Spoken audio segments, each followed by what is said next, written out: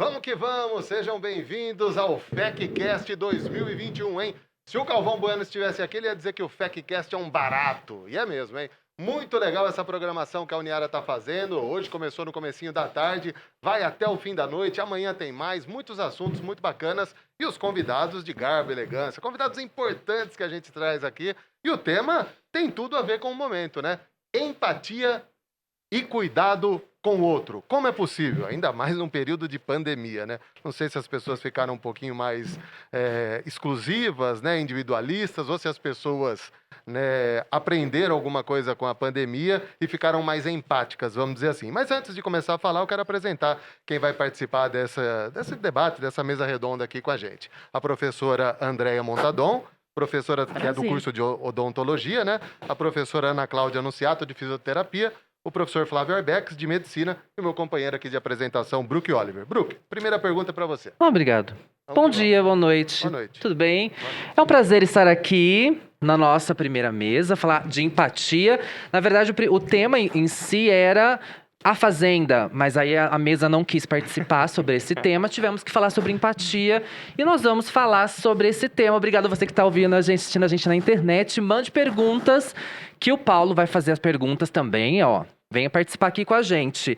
E aí a gente fala de empatia, a gente começa, falamos aí do contexto pandêmico, falamos do apocalipse zumbi que estávamos vivendo, estaríamos, passado, presente, futuro, não sabemos. E aí a primeira pergunta que eu quero fazer para vocês, não é? O que é ser empático nos dias de hoje? Todo mundo fala sobre isso, é uma hashtag que sobe, mas o que é? O que é ser empático? O que é ter empatia com as pessoas, professores? Vamos começar com... Olha, a empatia a gente conhece assim como estar no lugar do outro. O que é ser empático? É conseguir estar no lugar do outro. Mas eu diria para você que empatia é muito mais do que isso. É conseguir enxergar o outro, os seus sentimentos, o seu comportamento, o seu modo de agir, sem pré-julgamento.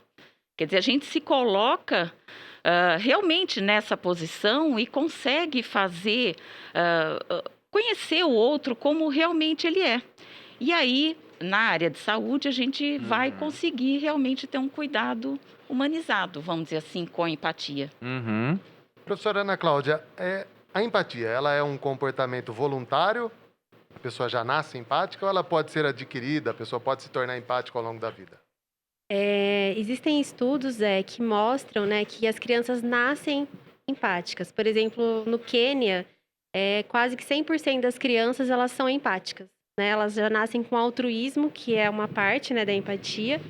E só que nos Estados Unidos, quando você compara com a mesma faixa etária, você tem apenas 8% das crianças desenvolvendo essa forma, né, de enxergar o outro, como a professora Andréia muito bem definiu. Existe uma cultura, né, onde você, de repente, pode desenvolver isso, né? Mas a questão genética ainda é muito controversa. Se você acaba nascendo, ou se o meio onde você está inserido te induz, né, ou te ajuda a ser mais empático, né? Eu acredito que a gente tem uns 50% aí de cada um, né? A gente tem favorecimentos, né, genéticos e também a gente tem favorecimentos culturais, né, ou sociais, como os comportamentos pró-sociais, né, que acabam levando, né, aos indivíduos serem mais empáticos, né, se tornarem mais parte do outro, né? A enxergar mais o outro com os próprios olhos, sem esse julgamento, às vezes tão pesado, né? Acho que também o que a pessoa vivencia na vida, né? Depois de vida adulta ou algum momento que ele está passando, né? Isso com certeza deve trazer uma reflexão para ele e ajudar ele a se colocar no lugar do outro também. Né? Sim, porque a gente viveu. É interessante, né, o que o Dr. Flávio falou, que você não consegue ser empático se você não entender os seus próprios sentimentos. Né? Então, a gente tem muito profissional que ele começa a carreira com empatia e ele perde essa empatia no decorrer da sua vida profissional.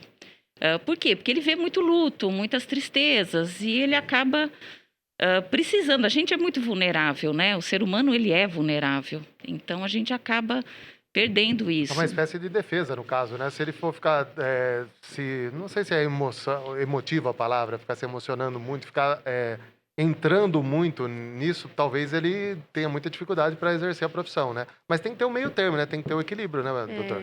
Pensando no que o Flávio falou, né? Com certeza, assim. Eu até conversei hoje com uma técnica de enfermagem, né? E ela falou exatamente isso, assim, que muitas pessoas elas desenvolveram esse processo empático, né? E outras não. Então, isso fica muito sensível, né? Com o que a gente está vivendo, assim. Ainda a gente está vivendo, né? Talvez em menor proporção, né? Mas a gente está vivendo ainda. E ela falou exatamente isso, assim, que muitas pessoas elas acabam se tornando menos empáticas por conta de vivenciar tanta dor e tanto sofrimento, enquanto outras não. Por conta da dor e do sofrimento, elas acabam desenvolvendo mais essa característica, né? E aproveitando que entramos no tema da pandemia, ninguém melhor que o Dr. Flávio Arbex, que trabalha diretamente com isso, né? Pneumologista, está vivendo isso há mais de um ano e meio, essa situação muito ruim, já vê muitos pacientes falecendo, né? Apesar de também já salvou muitos pacientes. Como que está esse processo todo? Já estamos realmente no fim? O que o senhor pode trazer para a gente de todas essas experiências, boas né? Que você já teve e também das notícias para o futuro, pelo amor de Deus. Notícias Né? boas. Eu acho que eu vou começar com a parte mais pesada, né? Oh, meu que foi Deus. que não, mas acho que já passou essa parte, né? Que foi o que a gente vivenciou, né, Zé? Então, até para as pessoas que às vezes não acreditam ou que não acreditaram, tá aqui alguém que viveu de perto e vai levar marcas pro resto da vida de tudo que a gente viveu, tá?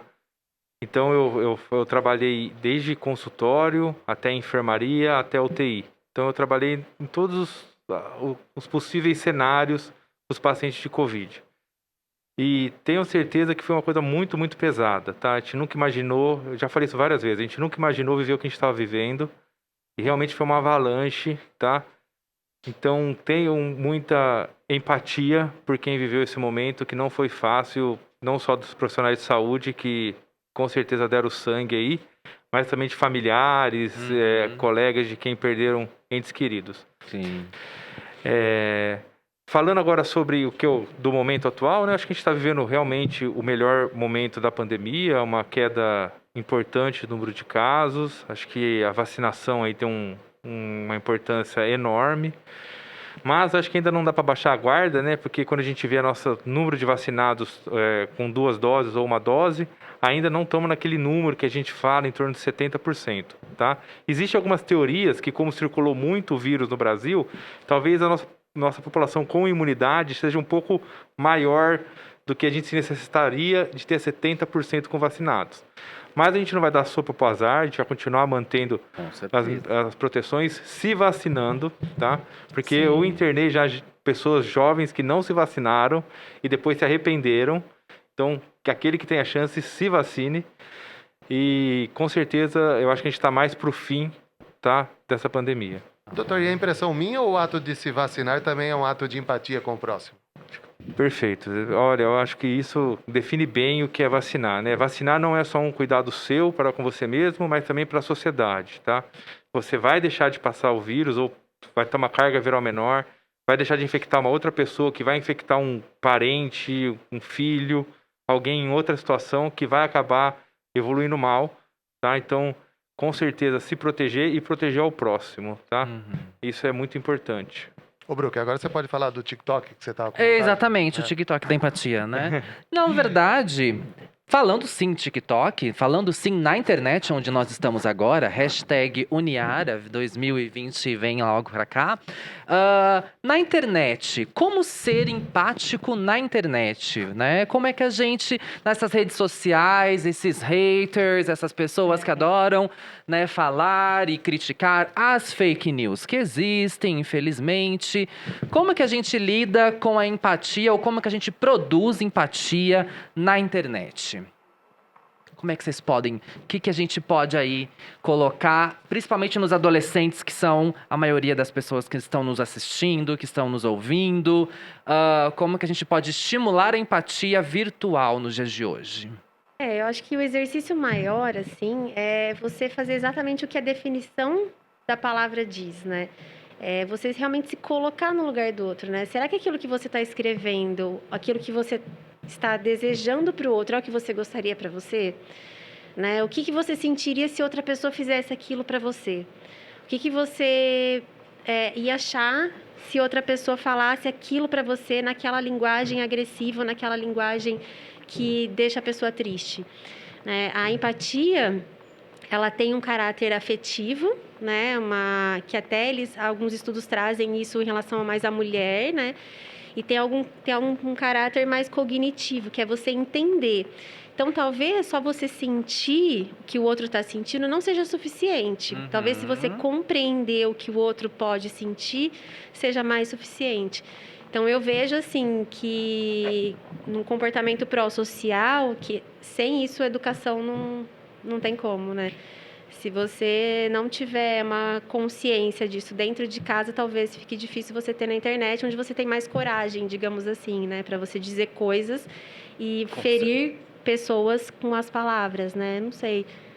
Eu acho que eu poderia acrescentar, assim, quando você tem a empatia, você tem o aspecto cognitivo, que é essa questão, é como você coloca a razão, a empatia dentro do processo racional.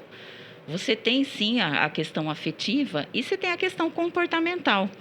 E muitas vezes, os profissionais de saúde, eles não... Ou mesmo na internet, a gente pode usar o mesmo princípio, que é a questão comportamental é quando você mostra que você compreende aquele processo, ou, no caso, o nosso paciente, as suas queixas, a sua demanda, ou na internet, o que a pessoa está querendo mostrar, que às vezes ela nem falou da maneira adequada e nem, vamos dizer assim, nem queria ofender ninguém, né?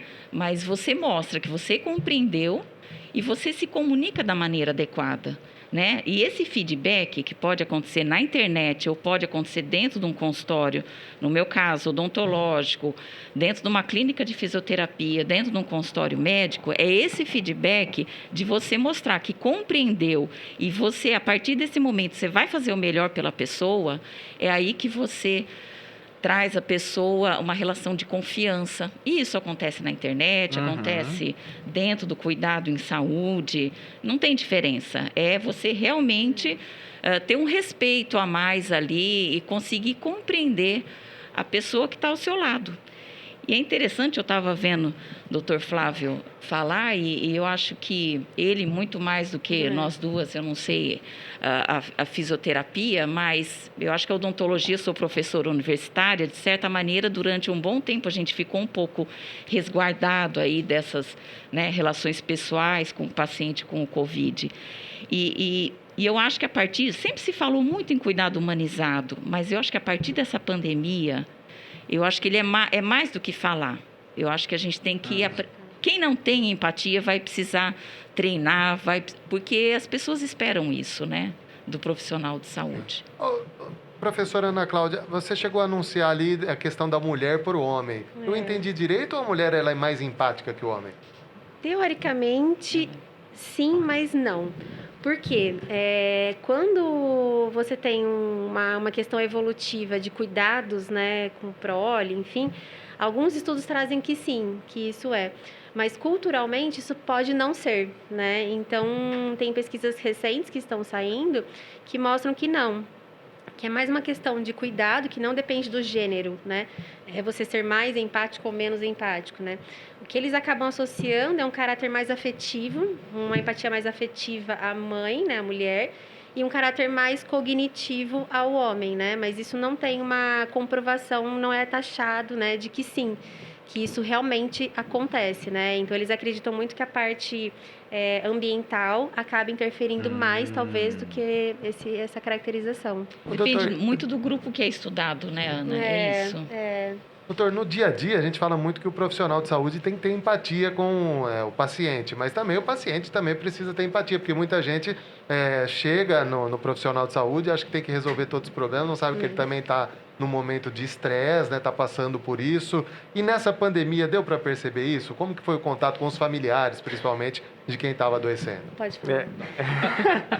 Não, eu acho assim, os familiares eram muito contato por telefone, tá? Então, assim, uma coisa que a gente sempre se colocou muito no lugar dos pacientes é que os internados, né? Eles não tinham contato com os familiares E os que estavam em UTI, que normalmente não tem, mas o familiar não via o paciente, então é difícil você passar em palavras aquela situação, aquela gravidade. Então, acho que dentro desses pacientes que estavam internados, a imensa maioria entendeu, esses familiares entenderam o que a gente passava de mensagem, a gravidade, aquele que estavam evoluindo bem, que tinham chance, comemoraram junto com a gente. Então, nossa, eu tenho tanta gente que chega no consultório hoje, me abraça de uma forma muito, muito carinhosa.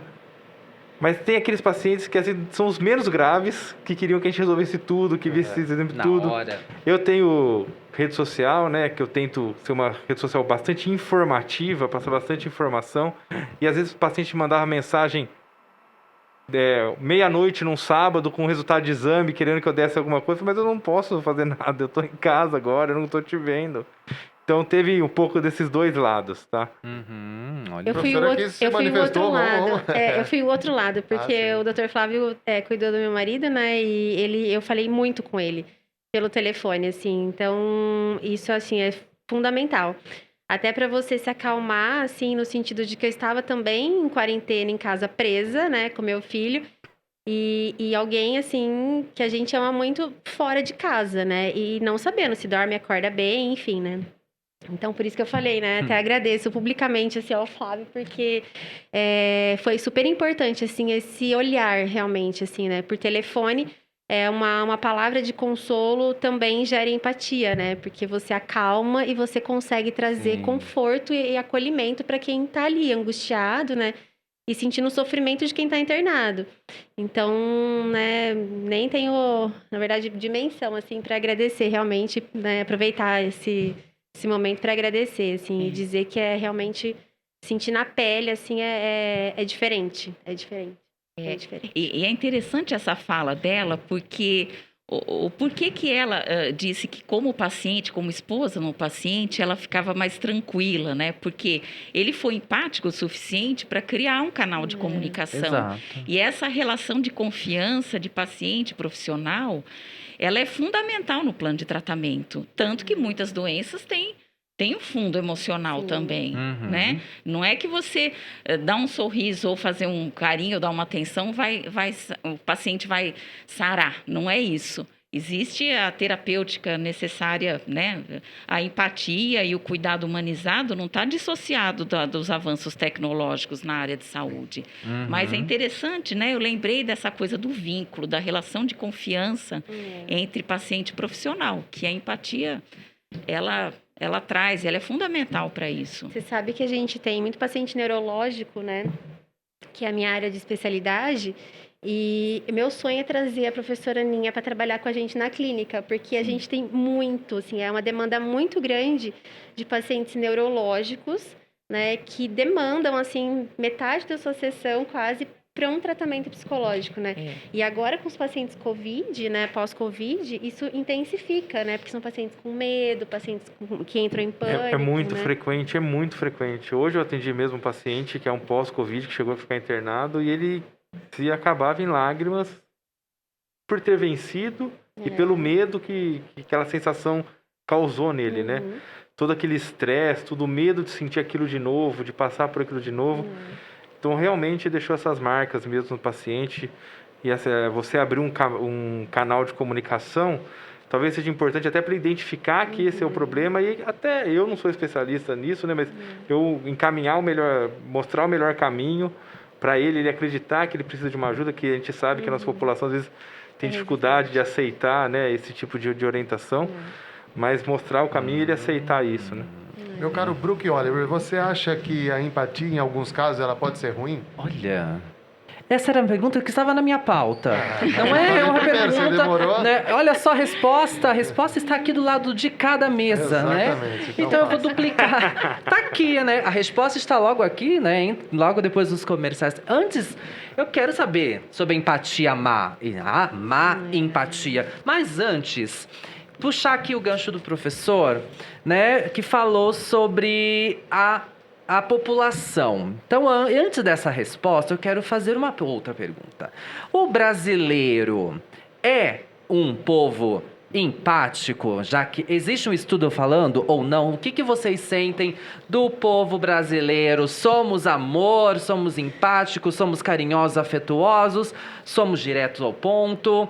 Como vocês sabem? Como vocês veem o povo brasileiro? Estudo eu não conheço, assim, mas eu penso assim, né? Quando tem uma pergunta que aperta sem abraçar, né? Eu respondo depende. Ah.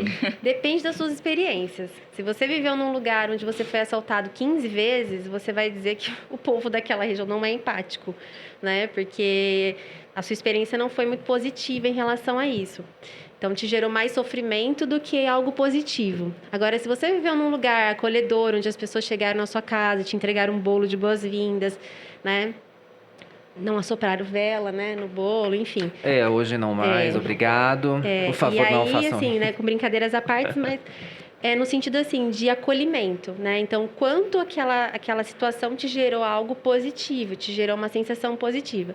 Por isso que eu responderia depende, né? Eu não sei se nós brasileiros somos 100% empáticos ou se depende da situação que a gente vive, né? Uhum.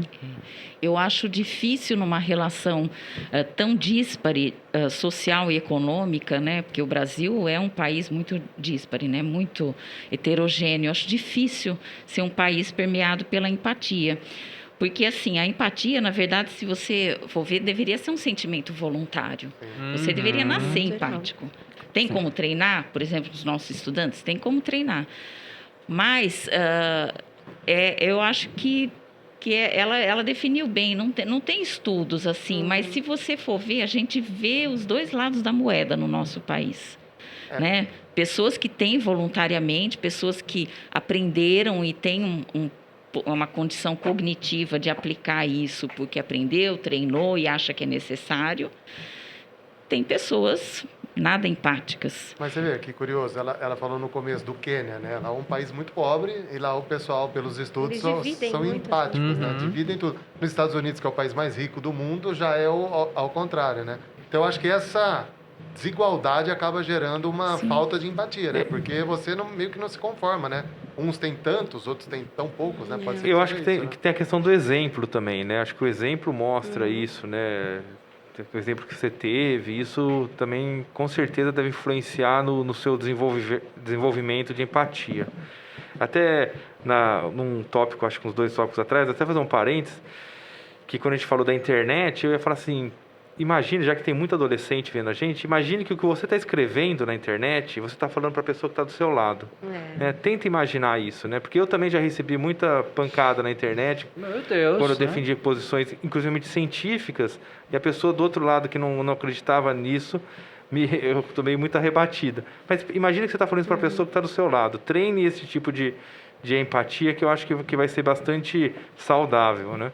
Voltando ao tema da empatia, que pode ser ruim. Como assim pode ser ruim? Eu acho que tudo tem 2 lados, assim, né? Mas a gente não precisa amar muito um lado ou odiar tanto o outro, né? Eu acho que as coisas são um equilíbrio. Existem muitos profissionais, né, que desenvolveram essa empatia de sofrimento, né? Pelo outro, pela família, ou simplesmente por ver muito sofrimento, né? E existe uma tendência, assim, a muitos profissionais da saúde desenvolverem um estresse, né? Um estresse onde esse sofrimento excessivo pelo outro, né, causa algo muito ruim dentro da pessoa. E então ela não consegue separar, né? Então aquele sofrimento é dela. Ela não consegue só olhar o sofrimento com o próprio olhar e falar, não, esse é o sofrimento da pessoa e esse é o meu. Então acaba que as coisas elas não têm mais um limite. E aí isso pode gerar um sofrimento que é muito ruim, né? Que é uma empatia não má, né? Mas a empatia... Exagerada. Paciente neurológico, a gente vê muito isso. Pacientes Muito. crônicos, que tem o cuidador, aquela pessoa que cuida diretamente dessa pessoa, que Estresse, depende né? muito do cuidado, ela realmente se apega àquilo, o sofrimento vira dele mesmo, né? Vira. E as perdas funcionais daquele paciente viram da pessoa, às vezes. Ela fala assim, nossa, o paciente está com muita dor no braço. Aí você fala assim, nossa, você acredita que eu também comecei com uma dor? Será que é de pegar o paciente, né? E aí você começa a ver que fala assim, não, ela pega com o outro braço, não é com aquele. E aí você entende que o contexto ali é um contexto de quase uma simbiose ali, né? Que é um ali sentindo realmente pelo outro, né? Por isso que o cuidador familiar normalmente é aquele que mais sofre, né? Comparando ao cuidador formal. Eu sou odontogeriatra, trabalho com idosos e com múltiplas patologias dentro do atendimento odontológico. Então, vocês imaginam. E eu, no começo da disciplina, né, eu falo assim para os estudantes, a gente faz assim uma roda e eu falo para eles escreverem num papelzinho qual o sentimento que o idoso desperta em você. Então, a maioria é pena. Vamos dizer assim, eu choro quando eu vejo um idoso. Então, assim, mas a maioria, porque eu acho bonitinho, né? Então, é um sentimento, né? Como se fosse alguma coisa bonitinha. E eu brinco com eles, falei assim, a pessoa idosa, ela não é vamos dizer assim, entre parênteses, né, um poodlezinho bonitinho que você tem em casa. Porque a hora que ele der trabalho, você não vai ter condições de mandar ele para outro lugar. E que muitas vezes acontece com o idoso. Então, eu sempre falo para eles, no final da disciplina, eu quero que vocês mudem essa palavra, por exemplo, para uma palavra respeito. Então, por quê? Porque a empatia ali, o que eles tinham? Só o componente afetivo que o idoso despertava. Não, vamos raciocinar. O que nós vamos assim, trazer para nós em termos cognitivos? E aí sim a parte comportamental, que é avaliar e cuidar. Então, a empatia ela é ruim quando ela não é desenvolvida na sua forma multifatorial, porque ela é um processo multifatorial de cuidado. Mas esse tema do idoso é muito relevante no Brasil, né? Eu penso que a sociedade brasileira não lida tão bem com os idosos como deveria lidar, no caso. Muitos são desvalorizados, outros são vistos assim com pena, e aí entra naquela questão cultural, né? A empatia também vem disso, né? De como que o povo, como que é o dia a dia da sociedade, né? Isso vai ser um tema cada vez mais frequente, né? Eu também, minha esposa é geriatra, né? Então eu vejo como essa demanda, né, você sabe disso, por os idosos vão precisar do nosso cuidado, da nossa atenção, da nossa empatia, né? Mas é isso, é multifatorial, vai ter que entender todas as situações, né? É um país que está envelhecendo, isso faz parte da nossa epidemiologia, como outros países, né, mais avançados já estão envelhecendo. E a gente vai ter que desenvolver essa parte toda, de cuidado com essa população, né? E aí a responsabilidade, né, Flávia, das universidades em dar formação, em dar treinamento para os seus estudantes da área de saúde, independente do aspecto tecnológico, mas para o cuidado humanizado. Exato, com certeza. Opa, sem dúvida. Porque, olha, nós já estamos no final, passou rápido. Mas e a acabei de resposta ver. dele? Dá que ele tempo não de você fazer essa respondeu última ainda? pergunta. A última pergunta, não é? Ele não respondeu a não parte responde, dele. ele A fala. minha está lá no meu Instagram. Gente, o lado de cá, como falando bem desse jeito, gente. A gente tem que ouvir vocês, não é? Meu Deus, não é?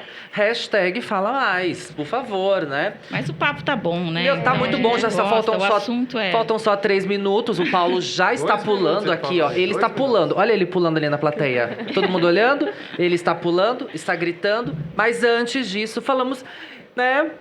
O senhor deu um exemplo de empatia, né? Que recebeu.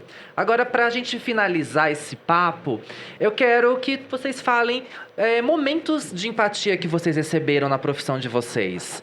Né? Qual o momento que vocês recordam que foi, nossa, é isso, é sobre isso, né? Vocês que trabalham com esse público tão importante, receberam várias coisas boas. Mas qual momento vocês receberam e falavam, nossa, tô fazendo a coisa certa, tô no caminho? Que dá um calorzinho no coração, Isso. né?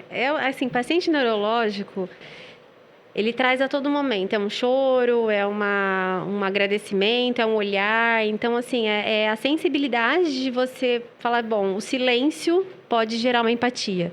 né? Então, acho que com paciente neurológico, acho que é mais fácil, assim. Eu não consigo, eu vou ser injusta se eu colocar um momento, assim.